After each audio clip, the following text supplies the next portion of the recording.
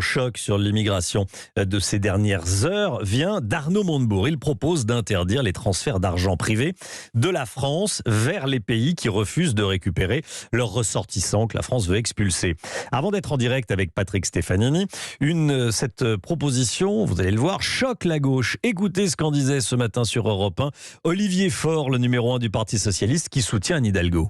Les bras en sont tombés. Franchement, je connais Arnaud Montebourg. Il a été à une époque socialiste. Le retrouver à reprendre cette vieille proposition de l'extrême droite, ça m'a à la fois heurté et rendu triste pour celles et ceux qui le soutiennent. Ce qu'il faut, c'est effectivement lutter contre l'immigration clandestine, faire en sorte de faire appliquer les OQTF, mais en discutant, en négociant avec les pays d'origine.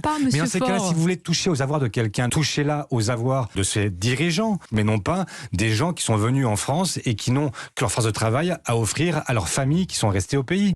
Alors, on est en direct avec Patrick Stefanini. Bonjour. Merci d'être en direct avec nous sur Europe 1, auteur du livre Immigration, ce que l'on nous cache et directeur de campagne de Valérie Pécresse. La proposition Montebourg, techniquement, est-ce qu'elle peut être efficace ? Techniquement, elle sera extraordinairement difficile à mettre en œuvre. D'abord, je pense qu'elle est inconstitutionnelle parce qu'elle porte atteinte au droit de propriété. Par définition, les transferts d'argent des migrants ils sont effectués à partir des sommes qu'ils gagnent en France avec leur travail. Et donc, je pense que cette proposition est directement contraire à un de nos principes constitutionnels les plus ancrés, qui est le droit de propriété.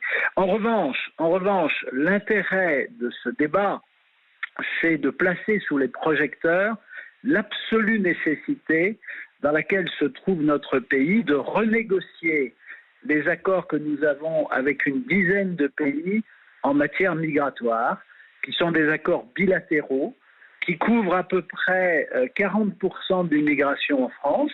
Alors en tête, il y a les 3 pays du Maghreb, mais il y a aussi beaucoup de pays d'Afrique subsaharienne.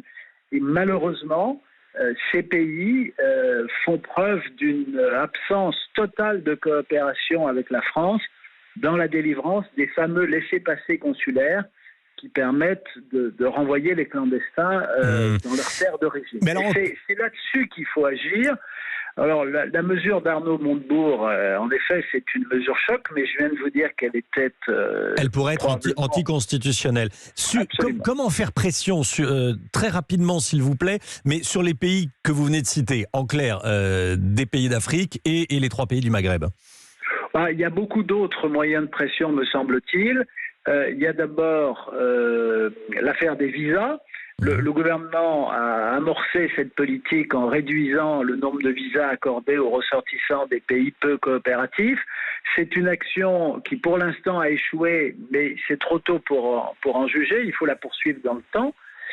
Autre position possible, limiter notre aide au développement à ces pays. Ça, c'est quelque chose qui dépend du gouvernement français, qui pénalisera d'abord les gouvernements étrangers et pas les travailleurs présents sur le territoire national.